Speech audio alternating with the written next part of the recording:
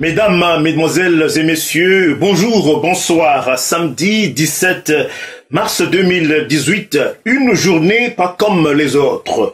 Chose promise, chose due, Honoré Ngbanda Zamboko Atumba, le président national de l'APARECO, est chargé du pilotage stratégique du CNRC, le Conseil national de la résistance congolaise, en face à face aujourd'hui avec la presse quinoise.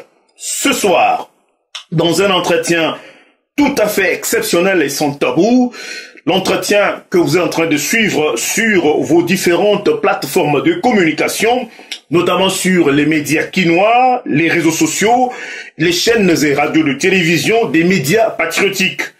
Honoré Ngbanda Zamboko répondra sans détour aux questions d'un panel particulier des journalistes quinois.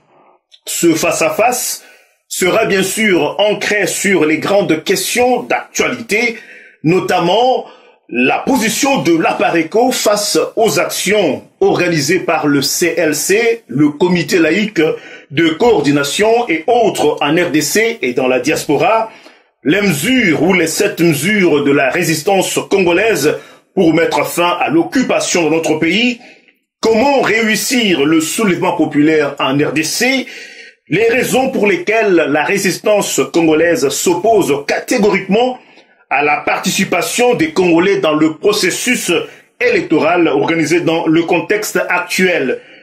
Beaucoup de questions, mais avant d'en arriver là, je vais vous présenter le panel des journalistes quinois. Ce soir, sur le plateau virtuel, nous avons Edi Kabeya de Média Canal Congo TV, Nancy Ileka et de Émission Lingala Facile, Yannick Nzuki, Info Lingala, Sylvie Ndaya, Canal Kin TV, Pyrrhus Pembele, Canal Kin TV, Gisèle Etoko, Canal Congo TV et enfin Félix Ziola.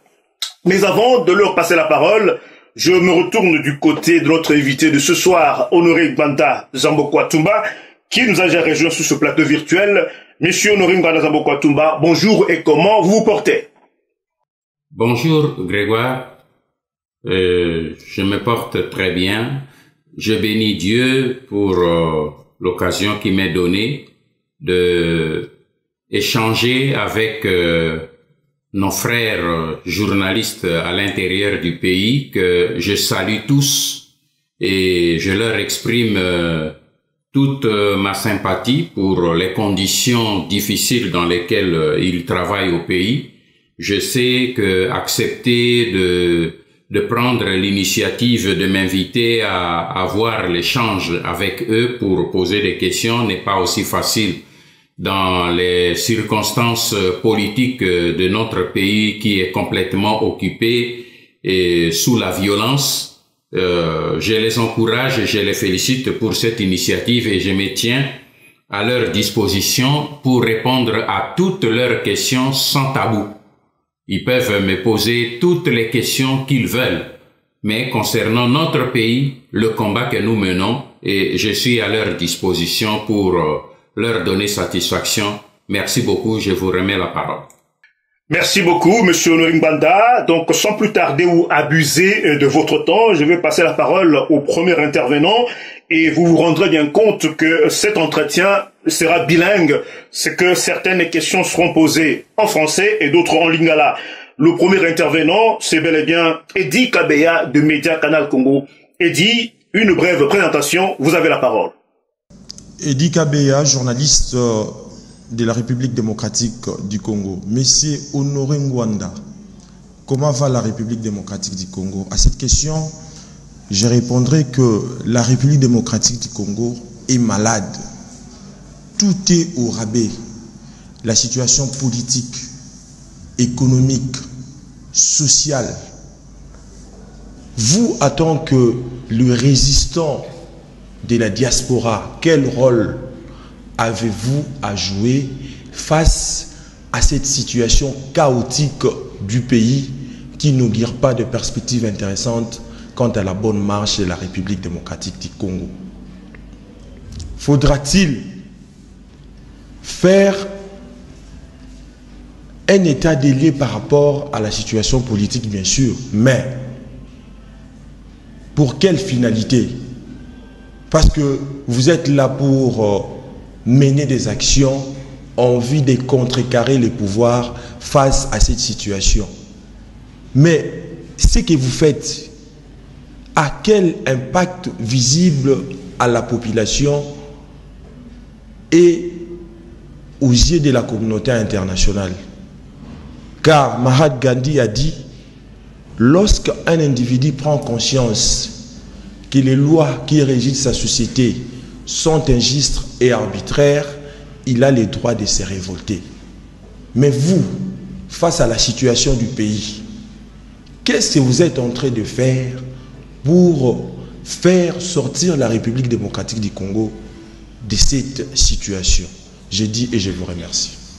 Merci beaucoup, mon frère Edi Kabea, pour votre question. J'ai eu beaucoup de difficultés à comprendre le cheminement de votre pensée, mais j'ai cru comprendre quand même que l'essentiel, c'est que vous demandez qu'est-ce que je fais face à la situation dangereuse de notre pays.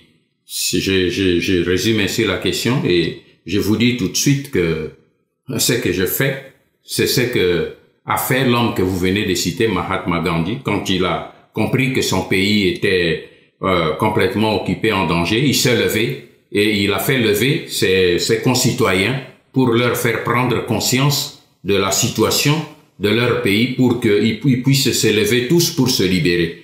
Effectivement, parce que quand vous me demandez qu'est-ce que je fais pour mon pays, je vais essayer d'être assez concis dans mes réponses parce que vous êtes nombreux tels qu'on vient de me les présenter. Moi, j'ai commencé par faire le diagnostic du pays. Et mon diagnostic n'est pas arrivé à votre conclusion parce que vous me parlez de la crise économique et sociale. Non, ma conclusion va plus loin. La situation est beaucoup plus grave que ce que vous présentez. Pour moi, la situation, c'est que le pays est face à 3 paradigmes fondamentaux qui sont très graves pour l'avenir du pays. Il s'agit de l'occupation, de la balkanisation et du pillage systématique qui conduisent à la mise à mort de l'État congolais en tant qu'État, de la République démocratique du Congo en tant qu'État. Et c'est ça. Donc face à cette situation, si vous avez suivi mes démarches, eh bien, mes démarches ont eu 3 étapes.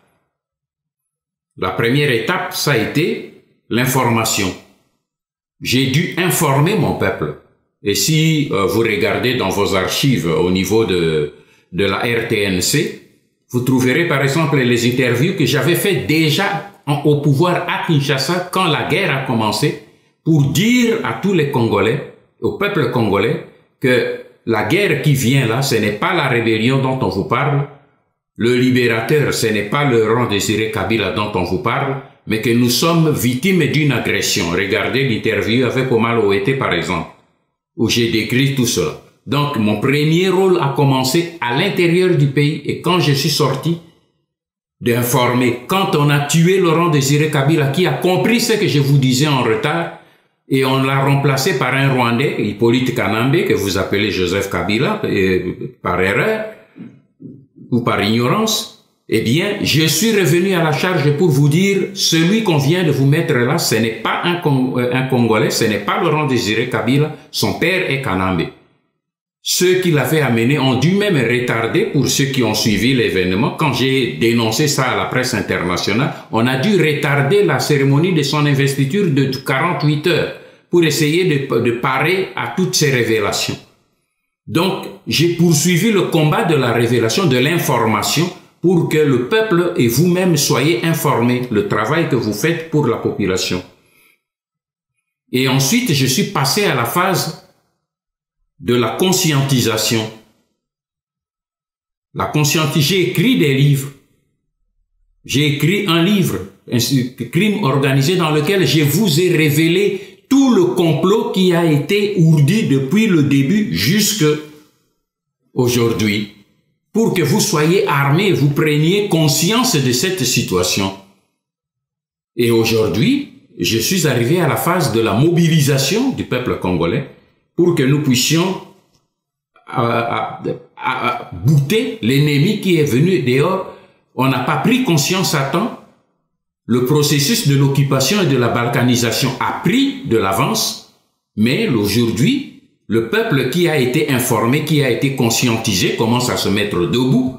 Et je dis, maintenant nous poussons pour que ce peuple debout puisse passer à l'action. Voici brièvement ce que je suis en train de faire à l'extérieur. Je vous remercie. Je crois que nous aurons l'occasion d'aller en profondeur avec d'autres questions qui vont venir. Merci bien, M. Nringbanda, pour cette réponse on ne peut plus claire. Deuxième intervention, elle sera bien sûr faite en lingala. Na Kota Nabiso, na Mwanamboka Nancy Ileka de émission Lingala Facile. Nancy Malobombo Canal. Nancy Ileka, journaliste à Canal Congo Télévision, na République démocratique du Congo. Ndeko Honoré Mwanda, Tuntoyeba, conférence Oyoko organisée le long à Pokwa. Et sa conférence est prévue il y a une semaine, ce qui yango. Wan ezaki reporté au lobby que la sécurité n'est pas garantie. Si ko lelo on dit sous ko sa conférence wana. Est-ce que mbala oyo au résoudre problème tellement ba sécurité na yo. Et puis deuxièmement, tuntoye ba bino ba résident ya diaspora kuna na mboka bapaya. Boza ko boya ba marche nyonso oyo ils ont organisé na Congo. Ils ont organisé par comité laïque de coordination. Ils ont organisé par rassemblement. Ils ont organisé par opposants indéngé n'indéngé. Bino boza toujours contre la manifestation wana. Yebisa bisonano. Au comment opposant qu'on a heure mobuto zaka mutu ya majorité. Yebisa biso bozo boya bolingi peuple a retrouvé liberté na été peuple à la malamu te ou bien ndengeni. Merci mingi. Mama Nancy Ileka, pona motuna na yo. Mama po oye tali sécurité na ngai na ko tobungisa ngonga mingi te personne na ngai ezali ngai moko na yebi ndenge na zo kamata ba précaution po ya ko mibatela toze tumba ya bana mibali. Et question ezali importante ezali otuni pona ba marche. Mama leki na ngai mwana na ngai biso na diaspora tozo boya marche te. Tika na limbola bino moke na place wana. Biso na diaspora toze ko boya marche te. Marche biso na libanda tozali ko benga to bonga mapona ko sala marche. Marche o biso tozo ko benga ezali problème ezali nde pona ko yeba. Oze ko tambola pona nini? Ozali ko kende ko sala nini? Pe obongami ndenge nini? Tala esika to keseni biso na bino nde yango wana. Ozei mamate leki na ngai. Soki mwana na yo abimi na lopango. Okotuna yo okei wapi. Okei kosala nini. Po motu po asala likambo il faut un objectif oyo alingi kosala. Me ba marche o bazo telemisa bino. O bazo kotambwisa bino mbala na mbala. Ba marche wana bato bato tambwisa bino bazo meme bino po tokende o élection. Tokende nini o accord ya Saint-Sylvestre. Tala esika biso na bino tozo yokana te yango wana. Po ba accord oyo ya kokende kotambola pona ba élection. Mama na ngai. Oyebi ke ba élection wana ba memi bino bosala yango mbala na mbala. Me bino nde tango boze ko sala ba élection wana boze ko pesa légitimité na ba paya oyo ba ye ko occuper mboka na biso ko détruire mboka na biso ko violer bino ba mama ko violer bana na biso ko buma pe ko luka ko détruire po ba kamata nkita na mboka na biso ekende bana na biso ba kufa eleko bino bozo sala ba élection bozo pesa nde bango légitimité wana. Pa mbato yo ya libanda soko munguna ye akamati mboka na yo ajipi yango afandeli yango epai ya bapaya na poto bango bazwaki situation wana na 1940 tango bayaki ko occuper mboka na bango bakendeki na élection avec Allemagne ya Adolf Hitler te bakamataki basanganaki bango nyonso mokili mobimba bango bazaki na chance mokili mobimba ezalaki pona bango po batelemela Hitler biso lokwa mokili mobimba eze contre pona biso te po bato ya mboka ya minene bango nde baze derrière ba Rwandais o bozo mona ba eko occuper biso po bango ba yibaka ba richesse na biso ba pesaka bango. Donc biso lelo toze ko zila lisusu que armée ya nini ya États-Unis ya Europe et ya kosalisa biso te biso nde bana mboka to telema to bongama to sala marche oyo que to kende pona ko bengana mopaya akende définitivement. T'as la différence. Tobo y marche te. Marche, il faut marcher kende et souka na soulèvement. Et souka na ko bengana mopaya. Et mopaya kende me ko kende marche, ok, ba bomi bino, bozongi boleri, bokundi bato, ok, boktemi na nzela ba bomi bino, boleri, wane zelo kwa tozo bomi sabana na biso inutilement. Donc voilà pourquoi toze koloba que marche obino bozo sala eze na ba erreur rebele. Oyebi mama biloko nyonso na mokili moto ya mayele so lingi go sala, il faut obonga ma o sala plan. Omoni ba marche o mingi bazo sala bino. Eze lo kwa ba amateur. Eze na plan mon côté, eze na organisation mon côté. Logistique ezalite. Durée ya marche bozo bima ba bimisa bino na marche nini 1 heure, 2 heures, 3 heures, ba beti masasi bana bakufi bozongi bokeko kunda boleri. Eze bongote marche soki pona soulèvement populaire o biso tozo senga. Ezali que to bonga manabino po soki to bimi ezeli kambo ya 2 heures te makambo mokolo moko te boza mikomi bala mikomi sak mikomi ne mba mususu poso mobimba. Même poso mi bale to côté le mela na mboka peuple à côté le meti jusque pouvoir ba paya to bengani bango. Alors, wane kosenge nini kosenge logistique, et kosenge organisation, et kosenge encadrement.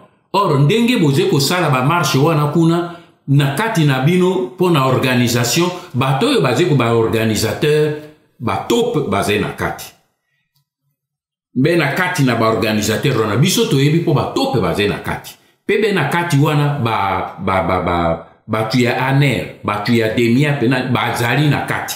Baze ko assister na kati ya nini baze na bato na bango na kati baze ko indiquer bango ba meneur omoni mama problème monene otoze na biso na bino wana po bozolo ba pona nini boze ko lingate non to boze ko commettre ba erreur na ndenge boze ko sa mosala na kati wana ba top bazali pe ba top wana baze ko identifier ba meneur ba jeune oyo ke lobby tango to kosengena na bango pona véritable soulèvement populaire bali misa bango nyonso to omoni ka ya Rossi. Bomoni détail moko ezalaki wana. Policière oyo ya Kanambe oyo ya bomi Rossi. Eloko nini asalaki? Abengi Rossi. Tango ayepo akanga porte. Tango mwana mobala mi baluki abeti masasi. Boyebi pourquoi abengaki? Po ye policière wana ayebi elongi ya Rossi te. Service ya renseignement ba yebisi ye o bazo communiquer na bango abi Rossi azena kati. Parce que batu na bango ba top bazaki na kati. Babi azena kati wana c'est lui le meneur soki bo bomi makamsi fobo libo éliminer pezo sa mitindu wana ba Rwandais yango wana mwana mosi wana Paul ko atalaki bazalaki mi bale misatu mine ya bino il faut na identifier ye malama bengi Rossi tant mwana mbala mi retourner abeti masasi. Donc ozo mona wana ezebe indication que ndenge ba organisateur bazo sala il faut oyo biso tozo senge bino po biso tozeipe na 5e colonne na biso parmi ANR na kati ya ba police na nini soki ba réunion ezali tope aye tokoye ba ye ke oyo azali tope mais ndenge obazo sala kuna lokwa comité laïque azo sala précaution mon côté connaissance mon côté nini organisation mon côté bimaka ka tambola et pas nini bozo kende bakoye bisa même point de rencontre était objectif moko ezalité donc pouvoir azena est tranquille toze ko bomisa kaka bana pamba Talatino yo biso tozolo ba ke il faut nini soutien il faut organisation et salema tomitia esika moko na kanisi to komela yango na ba nini ba mesure sambo na sengi ezali pour que to sala biloko d'une manière professionnelle biso nyonso ba tete nyonso ekota na kati pe to sala po tango to telema monguna azali susu na possibilité ya kosala quoi que ce soit. Merci mingi mama, ezete que to boy marche, to lingi marche, mais marche il faut comme na résultat na yango monguna akima. Mais ce qui marche zekarate to bimisaka bana, monguna bete bango masasi, bana bakufa, to ke kukunda bango, to sali lisusu boye wana komi kwa biso moko baboti, to komi ba irresponsable. Merci mingi, que Dieu vous bénisse. Merci Mwanamboka, Honoré Ngbanda, Zamboko Atumba, Wanizalaki et Anonayo na Mutuna Mibale, il y a Nancy, Ileka, Toleka, na troisième intervenant, et Zali, Mwanamboka, Yannick Nzuki, Oyo ya Info Olingala. Yannick, ma petite présentation, Mpe Maloba. Monsieur Honoré Ngwanda, Mbotenayo, Isika Wapi Ozwami, na Zali Bongo, Yannick Nzuki, journaliste na République démocratique ya Congo.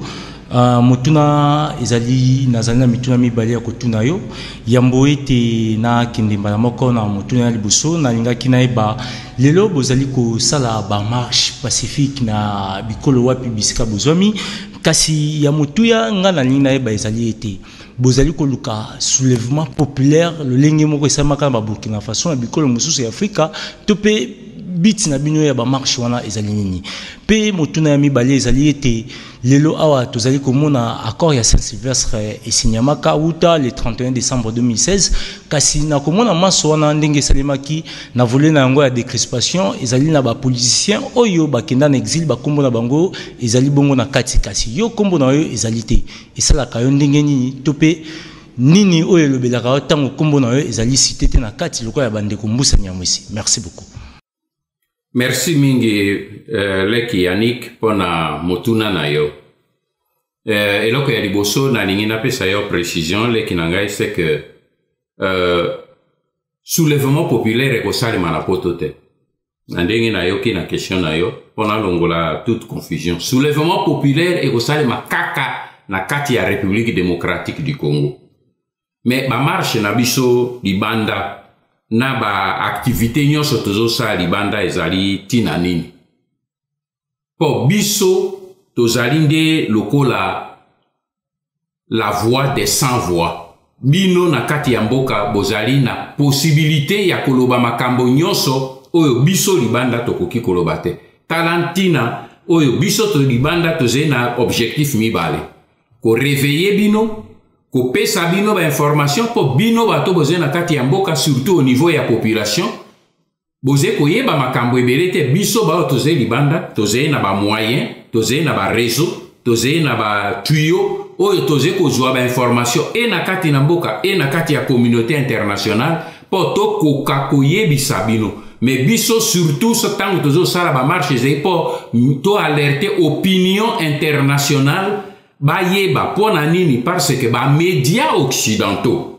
mingi yoze mo komisango yebi yango ba médias occidentaux bazali mingi kolanda ba lobby oyo ezali derrière banguna oyo bakoti na mboka na biso bango bazali ko couvrir vérité yango na moni balingaka kosala relais ya ba nini ba thèse oyo ya biso ya ba résistante po ba yebi que ezali contre ba intérêt na bango mais biso ma marche toujours ko sala libanda ze pona bino pona ko porter voix na bino libanda parce que même bino ba journaliste o ya biso lokola bo ndenge na yebisaki bino na introduction bozali na liberté ya ko communiquer na nini lokola baninga na bino basusu te toyebi yango toki ko condamner bino te parce que lelo soki bolobi vérité o biso zolo balibanda bakoboma baninga na bino bamekaki kotombola mongongo babomi bango tolobi te ke bino nyonso bosala bongo baboma bino nyonso no tosengeli na bino baso pona mosala toze nango po totonga mboka lobi yango wana biso toze kosala relais libanda na maze koleka na kati ya mboka libanda toze kosala ba marche pona kotombola mongongo et heureusement na mosala oyo diaspora asali yango wana nde eze kopesa frein po tango biso tokotombola mongongo libanda bato oyo baponaka bango peuple na bango bazomona biso na balabala baotuna likambo nini tolobi tala ndenge bazokoboma baye kozwa mboka na biso mpe ndenge bazokoboma biso alors tango bango baze komona biloko wana ekogene bakonzi oyo ya bango bazoya koluka koyokana na bapaya oyo bazokosala na mboka na biso pour que ba meka kolata ba gant soki ezalaka bongo te baleki nanga soki ezalaki diaspora ya Congo te mbele Congo ese kei mbe RDC ese kei kala mais lokola diaspora telemi ezali po akoka ko alerter opinion internationale alors otuni ngai olobi est-ce que soulèvement oyo tozali kosala pardon, est-ce que tolingi kosala yango ndenge esalemaki na mikili ya libanda lokwa na ba Burkina Faso na koloba na yo ke tolingi tosala yango mingi ndenge esalemaki na Egypte. Omoni ndenge lekaki na Egypte na kamati yango po ezei ko ressembler plus na oyo schéma oyo ezei ko oyo biso ze ko luke pa na biso.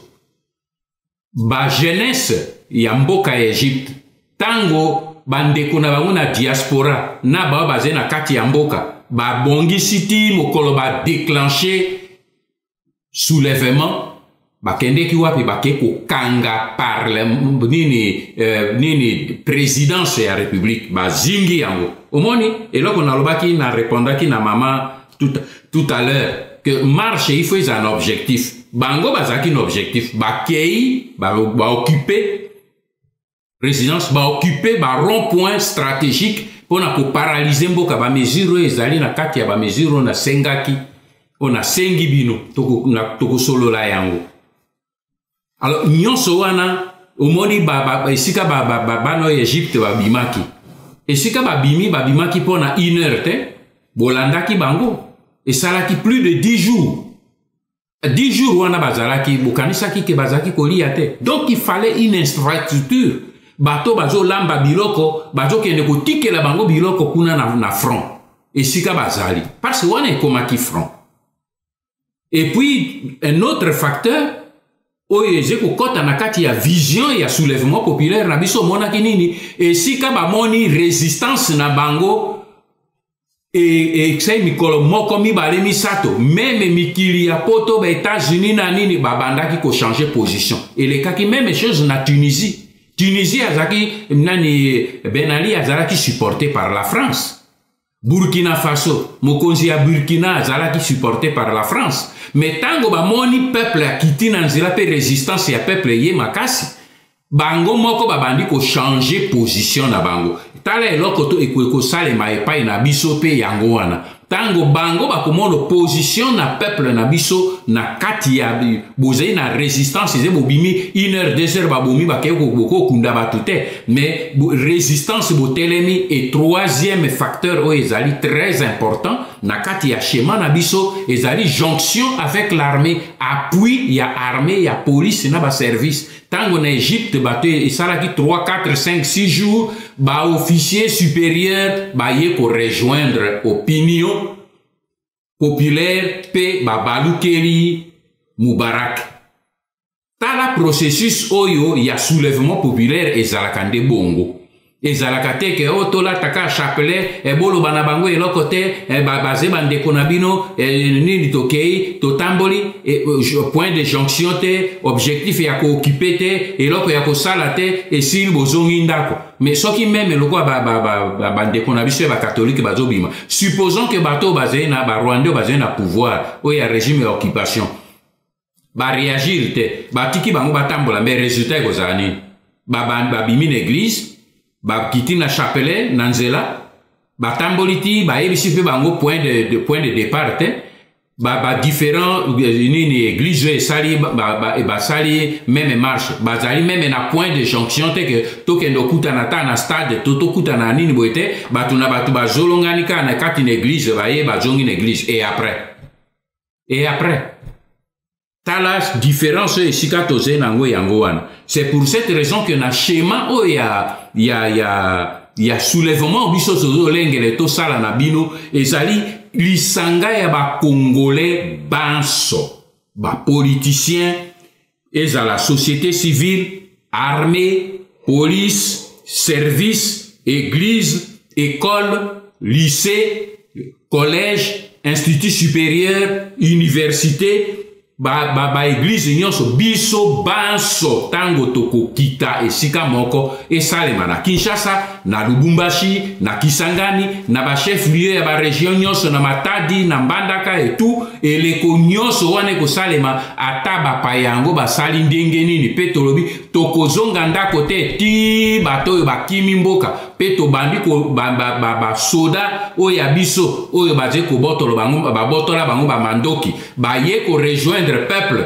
ba ye na ba moyen o ya bana mibali wana eze volé ba bakango liko na ngomba te ba bongami pe loko bana mibali pona ko ya derrière peuple na bango banguna bakokima tala schéma oyo biso ze na ngo yango wana alors leki otuni motuna na yo ya suka olobi kombo na ngai ezalaka na kati ya ba réfugié politique oyo babima libanda loko bambusa nyamwisi pona kozonga na mboka te leki na ngai ngaza kuna te bango pe bayebi nga naza kuna te naza opposant te naoki na ba question bozosala confusion mingi ya okoma opposant ozaka majorité tango mboka ezali occupé il n'y a pas de majorité il n'y a pas d'opposition ezate ezali kaka makambo mibale il y a le pouvoir d'occupation et la résistance patriotique biteni mibale tous les Congolais oyo bazé ba patriote bazé na kati ya résistance ngai nakoki koya kosolola na bango te baoyo bazo solola na bango eze bato ba reconnaître ba paya o ba ye na mboka na biso comme ba konzi na bango c'est leur problème lobi histoire ko juger biso na bango nzela moko tokotala banani bazaki na raison banani bazaki na tort lelo yo biso to passer temps na ba débat inutile te na yebisa na bandeko bazo landa ngai débat inutile tia pembeni totala maintenant ndenge ni to sikola mboka na biso alors ba ya baloba yo ngai Honoré Ngwanda na nini ye mwana ya ndeke oyo boye ya Rwanda oyo azona yende apesa nga autorisation pona zonga na mboka nanga mais vraiment ezei soni que yo Congolais mboka na yo Congo bongo mopaya oyo aye kokipe mboka na yo yende a autorisé yo et maintenant je t'autorise regagne le Congo jamais biso kokota na kati ya schéma ya bosoto wana te kokanisa ata mokete ke ezo salanga ata suite au contraire soki ba mekinde kotia kombo na ngai wana bokoka mongongo na ngai na kotele mapona koyebisa bango kende kotala s'il pleut dehors ndenge balobaka na poto parce que moi je ne suis pas concerné par toyo ba kolabo oyo bandimi bango ke ba konza mboka na biso bongo ba pesaka bango mitindo yo yaka fandawa yo yaka na peso posto oyo yo lia oyo yo sala oyo wana ezei ko problème ya Honoré Ngwanda te biso na résistance c'est notre pays notre terre soki ezei un Congolais moto azei wana bongo alobi nanga abingwanda zonga okoloba ndenge meme nani Laurent Désiré Kabila tango atindaki motu pote na zonga na yebisaki na koki kozonga te tant que yo ozali na bapaya longola bapaya na yo bongo komona na komi pembeni na opoto sala mosala problème nanga ezei ya ba Congolais te problème ezei que tokoki kotika mboka entre maboko ya bapaya te tozei na bana basala kelasi oyo basala kelasi na ba domaine nyonso tokoki ko simba mboka na biso moko me topesa yango na bapaya te bati ya kombo nanga bati ya te wana eze problème nanga ata mokete merci mingi merci mingi mwana mboka Honoré Ngwanda Zamboko Atumba président ya Pareco mpe mokambi ya section oyo ya pilotage stratégique ya CNRC oyo ezali conseil national pour la résistance ya ba patriote congolais mboka na biso. Quatrième question, ce sera bien sûr Sylvie Ndaya de Canal Kin TV. Bonjour Sylvie, prenez la parole et posez votre question s'il vous plaît. Sylvie Ndaya, journaliste en République démocratique du Congo. Monsieur Ngwanda, aujourd'hui président de la République démocratique du Congo. Quel est votre plan d'action? C'est ça la première question. Et la deuxième question, c'est de savoir quelle garantie pour la population congolaise, aujourd'hui vous président de la République. Cette population ne va plus encore vivre la dictature de la deuxième République. Justement, ce sont là mes deux questions que j'avais à vous poser, M. Ngwanda. Merci, maman Sylvie Ndaya, pour votre question. Ma fille, j'aimerais d'abord vous donner une précision. Le but de mon combat, ce n'est pas le pouvoir. Je viens de vous signaler, on m'a proposé maintes fois le pouvoir. Le but de mon combat, c'est pas le pouvoir. Mon but de mon combat, c'est de sauver notre cher pays, la République démocratique du Congo, qui est en passe de dislocation, balkanisation. C'est ça qui est ma préoccupation, ma fille. Donc aujourd'hui, vous me demandez président de la République, quel serait mon plan d'action? C'est vrai, vous avez raison d'exiger ça de toute personne qui vous dirige, qui prétend vous diriger ou qui prétend diriger le peuple congolais. En tant que responsable, en tant que conducteur d'hommes, j'ai un plan pour ce pays, surtout dans la situation actuelle. Je crois que vous n'êtes pas sans savoir que j'ai écrit au moins 3 livres sur la situation de mon pays depuis la crise qui a éclaté en 1997. Donc, pour moi, j'ai 6 priorités. Demain, quand nous aurons libéré le pays, après avoir libéré le pays, moi, j'ai 6 priorités. Les 6 priorités devant moi sont les suivantes. La première chose, c'est de restaurer l'intégrité nationale. Intégrité nationale, parce que c'est de ça que nous souffrons aujourd'hui. Et pour restaurer l'intégrité nationale, la priorité, c'est d'avoir une armée forte et dissuasive. Pour que plus jamais, demain et dans l'avenir, c'est ce que nous devons léguer à notre jeunesse. Une armée forte et dissuasive. Parce que nous sommes entourés de 9 voisins qui aujourd'hui entrent et sortent de notre pays comme dans le jardin botanique. Aujourd'hui, nos terres sont prises. Les gens entrent, nos richesses sont pillées. Alors, il faut une armée forte pour que plus jamais un de nos 9 voisins n'ose mettre pied sur notre territoire. On peut aimer Mobutu ou pas, mais c'était sa priorité. Depuis qu'il avait réunifié le pays qui était balkanisé en 1964, depuis qu'il avait réunifié le pays, la première chose qu'il avait faite, c'est de faire en sorte que ce pays soit stable et intègre, c'est-à-dire l'intégrité territoriale. Et à chaque fois que le pays avait été attaqué, il était lui-même au front. Vous n'étiez peut-être pas né, vous ne connaissez pas ces histoires. On a retenu son mauvais côté. Mais il y a ce côté-là qui est la priorité qui fait qu'on ne peut pas jouer avec un pays. Aujourd'hui, vous voyez par exemple, au moment où nous parlons, la Corée du Nord avec les États-Unis, les États-Unis viennent d'accepter de rencontrer la Corée du Nord en dialogue. Vous savez pourquoi? Parce que la Corée du Nord a lancé a fait des essais nucléaires capables maintenant d'atteindre les États-Unis. On ne craint que celui qui est fort. Donc c'est ça ma première priorité. La deuxième priorité, c'est l'éducation nationale. Parce que sans la jeunesse, il n'y a pas d'avenir pour un pays. Et aujourd'hui, notre jeunesse a été complètement détruite sur le plan de l'éducation. Et il y a aujourd'hui, vous qui êtes, moi qui suis à l'extérieur, qui voyage, qui rencontre, qui compare, il y a, maman, un écart immense qui m'inquiète personnellement entre le niveau d'éducation de notre jeunesse à Kinshasa et le monde. Même en Afrique, même le petit Rwanda qui nous occupe là, avec nos richesses, tous leurs enfants sont équipés d'ordinateurs. Chez nous, est-ce que les enfants voient ce que c'est que l'ordinateur? C'est pour cette raison que le budget de l'État, ce sera l'armée. Deuxième budget, ce sera l'éducation nationale. Il y a le troisième point, c'est le plan social. L'eau, l'électricité, le soin de santé, l'hygiène, la nourriture, le transport en commun, le logement, bref, donc tout ce qui concerne le bien-être social doit être restauré et réhabilité pour que le Congolais ait un niveau de vie tant soit peu acceptable. Quatrièmement, c'est la restauration des infrastructures routières, ferroviaires, navales et aériennes, parce que notre pays est un sous-continent.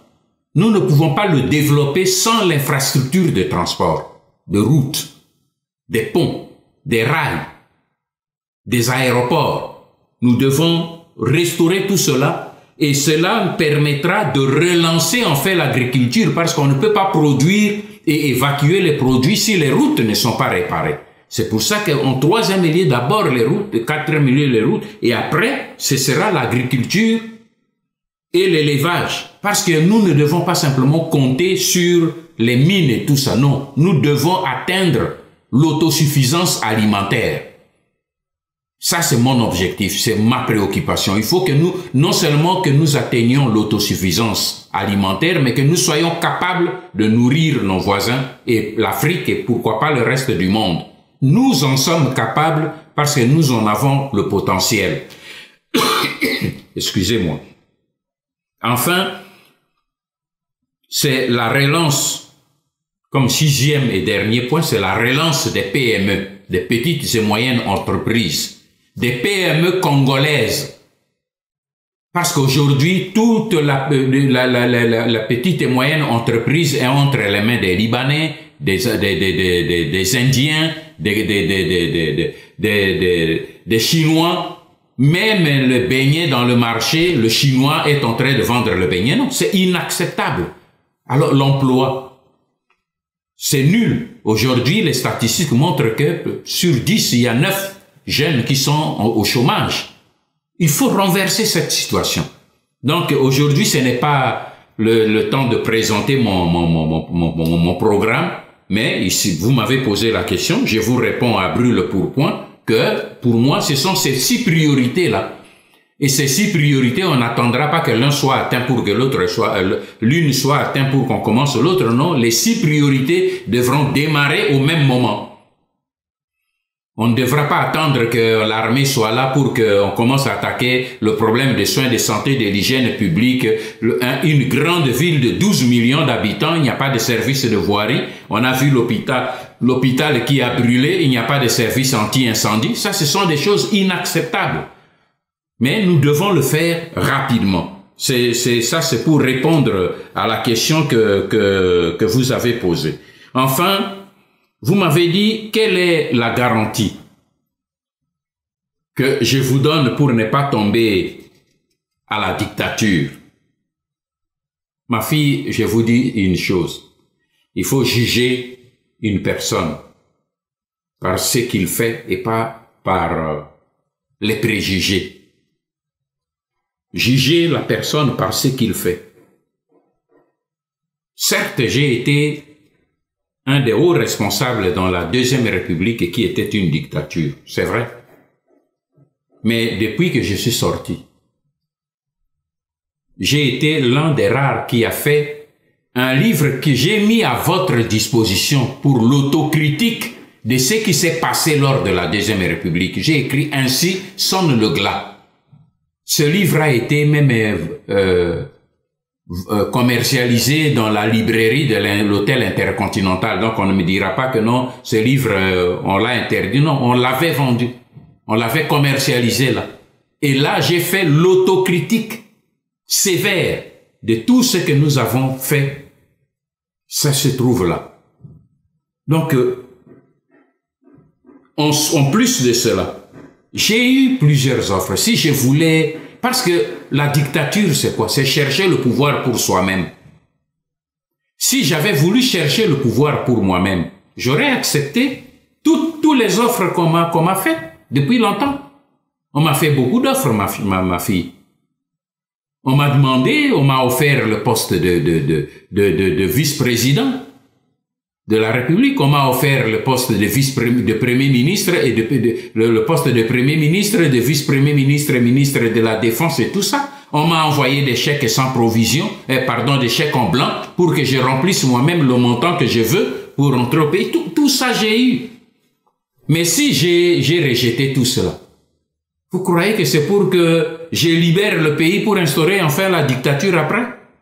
Libérer le pays, c'est chercher la liberté du peuple congolais d'abord. Si je n'étais pas préoccupé par la liberté du peuple congolais, j'aurais accepté l'offre. Comme beaucoup de mes collègues qui étaient des mobutistes qui ont accepté l'offre, qui sont là. Ils s'en foutent pas mal de votre problème. Vous soyez libre ou pas, occupé ou pas, ce n'est pas un problème.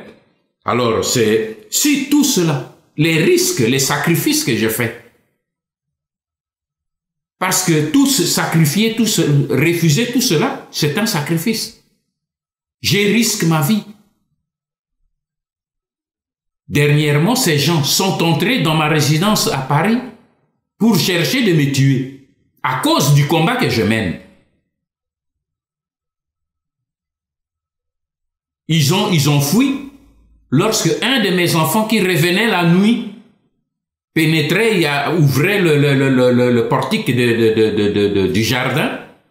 Ils ont fui, ils ont escaladé les murs, ils ont laissé une hache sous le matelas du lit où ils croyaient que j'étais là, alors qu'il n'y avait personne dans cette chambre. La police française a été appelée la nuit par mon épouse pour faire... Je vous dis tout cela pour vous dire, j'aurais pu céder, mais si j'accepte de courir tous ces risques-là, vous croyez que c'est pour simplement venir prendre le pouvoir pour moi, pour que je sois dictateur comme... Non. Alors si tout cela ne vous donne pas de garantie sur la sincérité des objectifs que je poursuis, je n'ai pas d'autre. C'est à vous maintenant d'estimer si je suis sincère dans ce que j'ai fait, mais je crois qu'après 20 ans, au moment où les autres ont cédé, moi je n'ai pas cédé.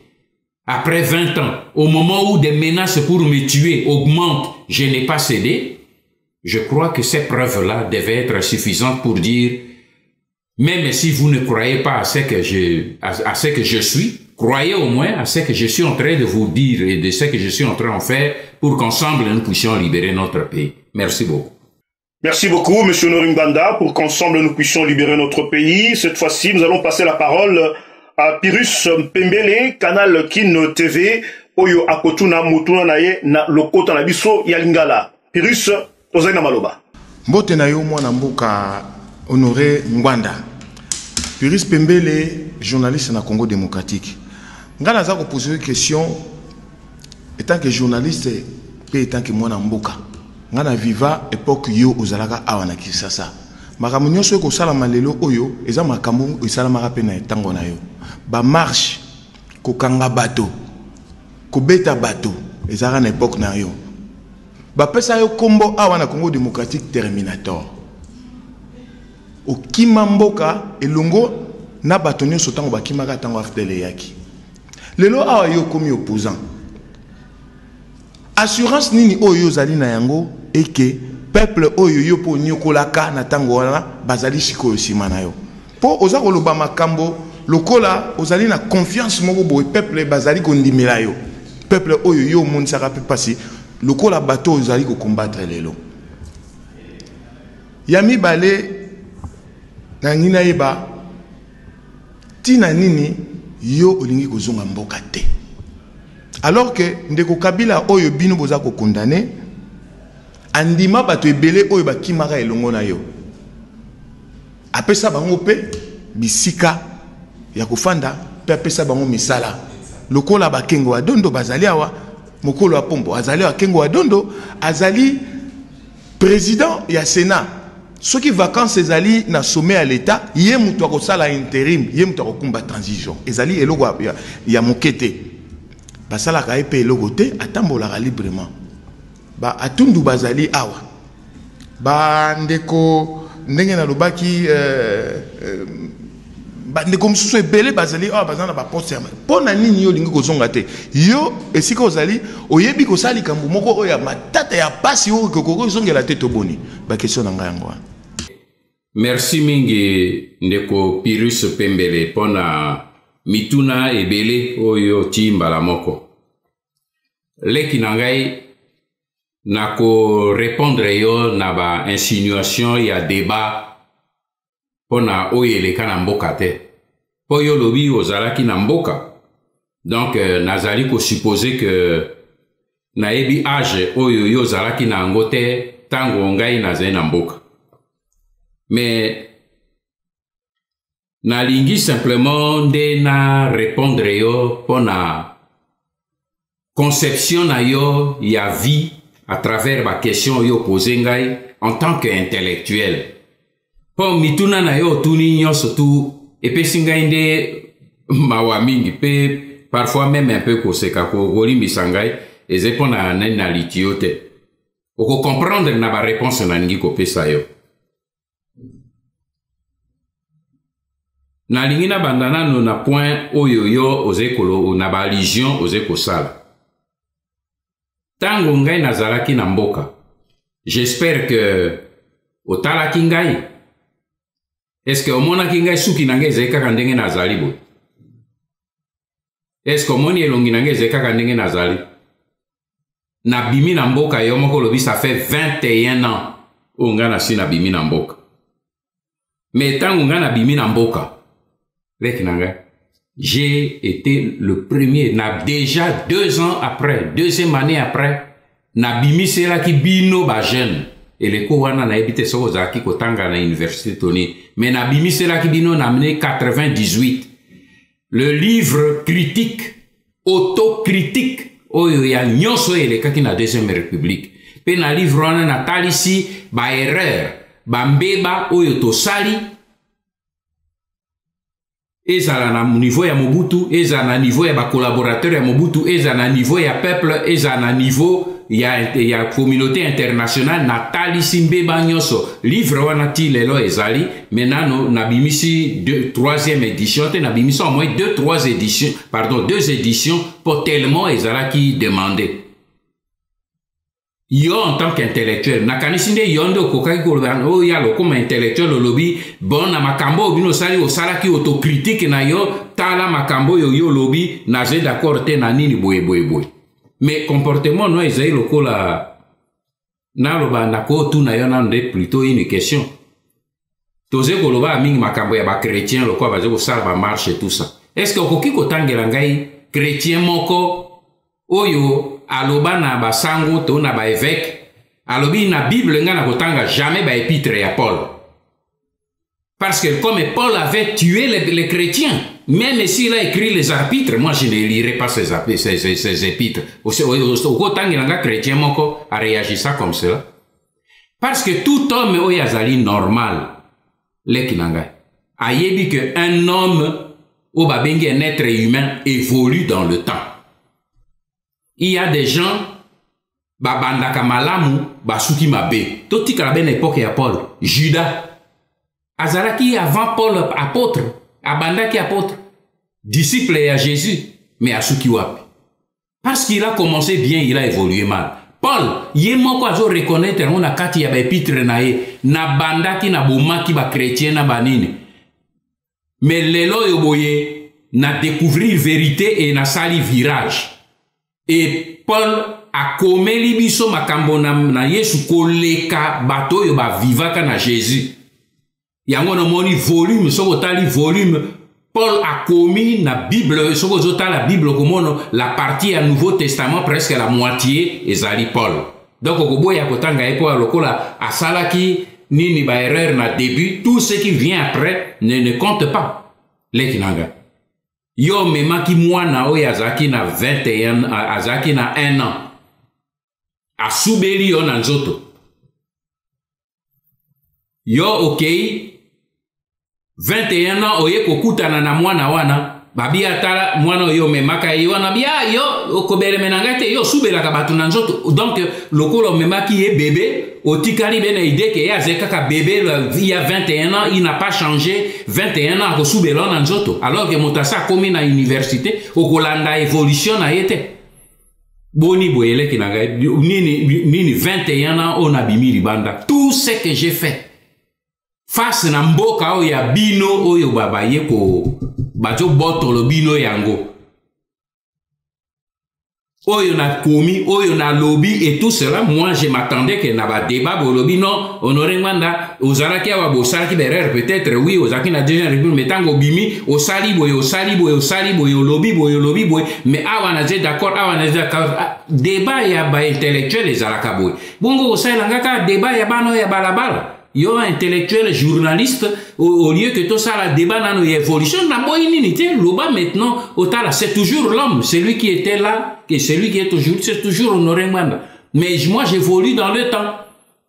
Yo kotika la yo siko zalaki mwana ozaki na ba erreur ba faute de jeunesse na ba faute d'enfance c'était ba photo yo zaki ko sala tango zala ki bébé ba photo zo sala tango zai enfant na yo sala ki tango zai adolescent na yo komi sika adulte au changeate yo zaka diamant au fandi na kati ya mai banda ba créer yo au changeate au évoluer non, un homme évolue dans le temps. Lelo yo boye nini baje ko talisa yo que voilà situation ya mboka na biso tel que ezali 21 ans après il faut to luka excusez-moi to changer situation ya mboka. Alors situation ya mboka ezo kende yo fandika kana Terminator.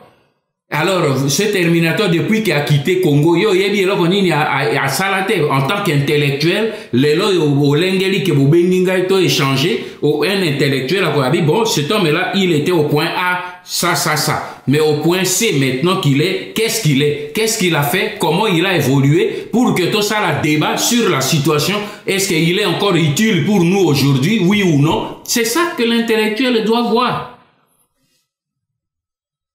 Bazo talisa yo te tala sanza ya ngokuna. Yo au lieu que ta sa bien mo sapine katana mais mo sapi katana etenyo etikali wana ezo talisa yo sanza mais tala sanza tu découvriras la lune.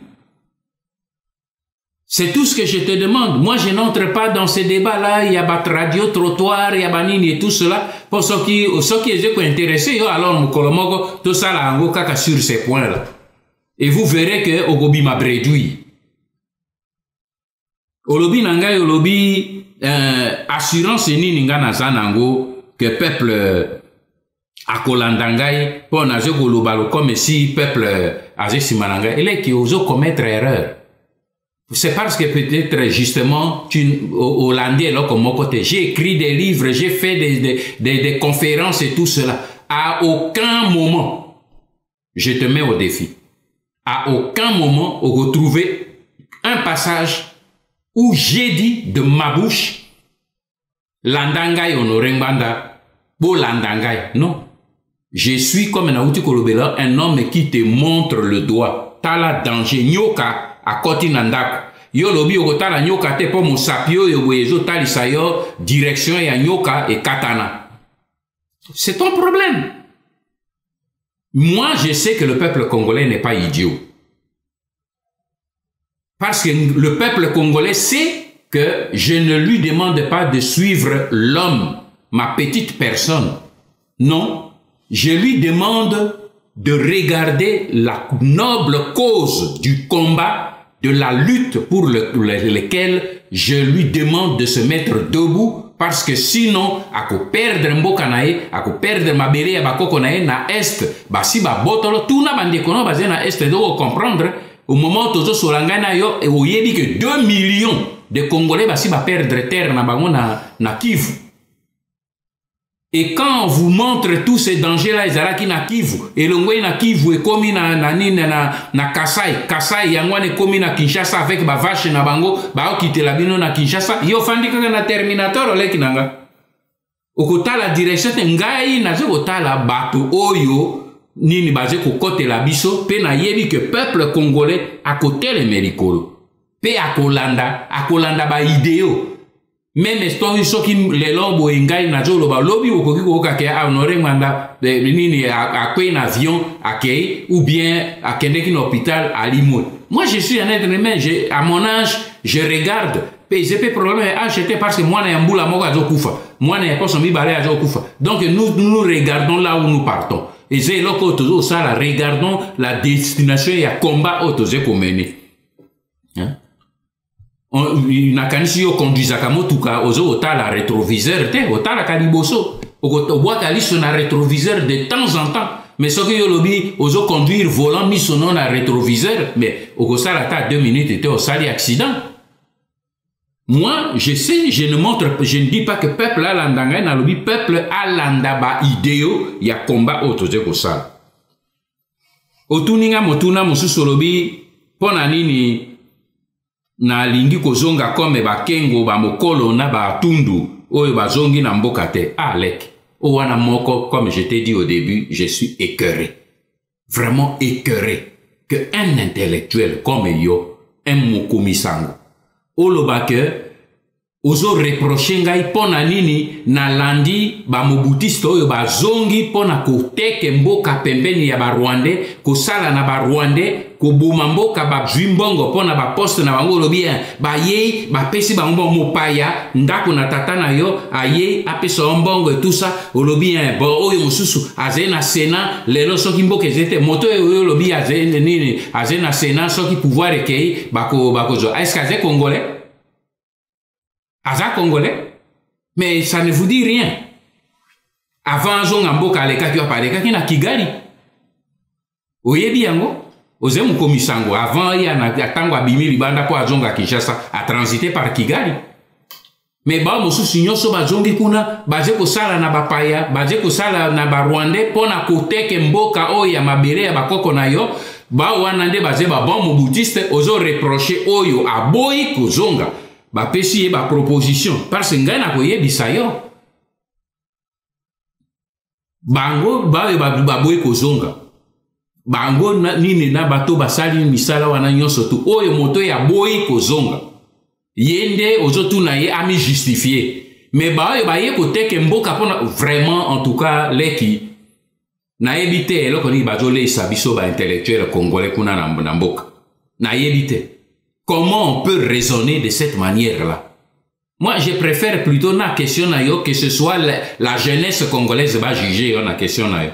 Mais que ngai na introduire débat pour na zeino na yende pour na répondre na ba question na bino. Na opposer une question. Oze kuna ba question te oze ko senga na yebisa likambo nga na zo banga ko zonga na mboka pona bateau tsoko na boma, c'est ce que vous voulez toujours dire. Bato na boma bongo na zo banga kozonga na mboka ainsi de suite pona nini na linga kozonga na mboka te comme ba mosusu bazonga ki na mboka. Je vais vous révéler certaines vérités. Oyo na sina loba na ise ko révéler te na zo zongela certaines vérités na sina loba peut-être lokola ndaka ngai te otikala bene image ya Terminator tika na zongela na certaines vérités. Na lingi na yebisobo na kati ya ba mobutiste nyonso tanto bimi libanga. Le premier mobutiste Oyo, Laurent Désiré Kabila, pas le Rwandais Kanambe Ozena, Laurent Désiré Kabila, a senga qui est à Zongamboka. C'est moi. Et Nazolo Bango pour na komi vantete. Nazolo ba pour na répondre yo, pour batumingi ba kriya, zo banga Zongamboka, pour a sala ba krimi non, na lingi na répondre le clairement. Na bino kwa boze ba commissaire. Na 1998. Ngai na bimaki na 97. 98. Laurent Désiré Kabila. Atindaki motu aya komona ngai 2 fois. Na France. Pona kosenga na zonga na kende kosala na ye. Moto ya yaki azai na Kinshasa akufi na note azai vivant. Azai un homme public. Célestin Kabuya Lumuna.